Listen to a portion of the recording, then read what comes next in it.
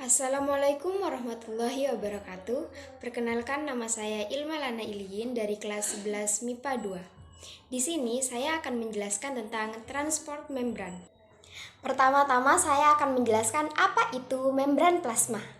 Membran plasma merupakan struktur semi variabel atau selektif variabel, yang artinya membran plasma dapat dilewati oleh beberapa jenis zat, molekul, dan ion tertentu. Selanjutnya saya akan menjelaskan tentang transport membran. Transport membran dibagi menjadi 3, yaitu pasif transport, aktif transport, dan vesicle.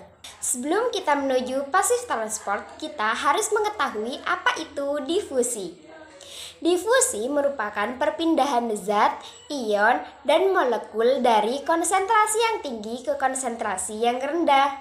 Contohnya, saat kita memiliki sirup, dan kita juga memiliki air yang berada di dalam gelas. Saat kita menuangkan sirup tersebut akan tetap menggumpal. Namun, lama-kelamaan sirup itu akan menyebar ke seluruh bagian air yang tidak terkena oleh sirup. Nah, proses itu dapat dikatakan sebagai proses yang tidak menggunakan energi.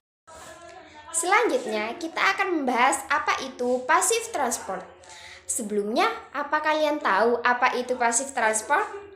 Pasif transport merupakan transport membran yang menggunakan prinsip difusi.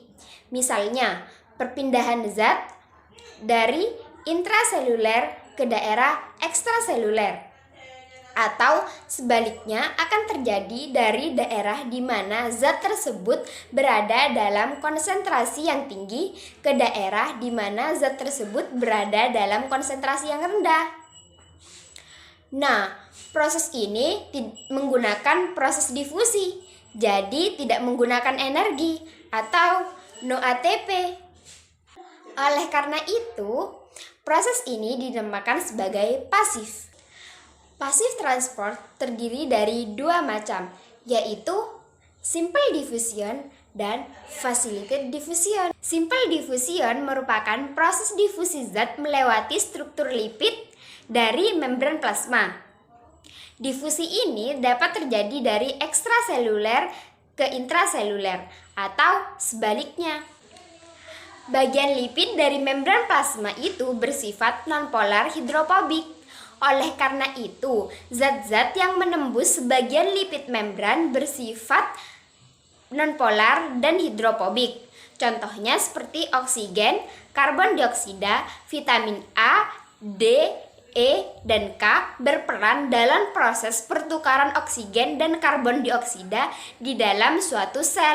Facilitated diffusion dikatakan facilitated karena ion-ion ini tidak dapat melewati lipid dari membran plasma. Tapi mereka tidak perlu fasilitas lain. Fasilitas lain ini adalah ion Canel dan Carnot. Ion-ion ini tidak dapat menembus lipid membran plasma. Mengapa? Karena ion-ion ini terlalu hidrofobik dan polar. Transport aktif dibagi menjadi 2, yaitu primary active transport dan secondary active transport. Transport aktif ini memindahkan zat dari daerah di mana konsentrasinya rendah ke daerah di mana konsentrasinya tinggi. Jadi, melawan gradien konsentrasi. Dan untuk melawan gradien konsentrasi memerlukan energi. Primary active transport biasanya menggunakan carrier dan ion yang seringkali menggunakan primary active transport merupakan ion sodium Na+ dan potasium K+. Step by step mekanisme sodium potasium pump. Sodium konsentrasinya rendah di intraseluler dalam sel, tetapi konsentrasinya tinggi di daerah ekstraseluler. Dan sodium potasium pump ini ingin membawa sodium dari daerah intraseluler ke ekstraseluler, melawan gradien konsentrasinya. Sedangkan potasium konsentrasinya rendah di ekstraseluler dan konsentrasinya tinggi di daerah intraseluler, melawan gradien konsentrasinya. Untuk melakukan itu, sodium potasium pump akan menangkap 3 ion sodium dari intraseluler.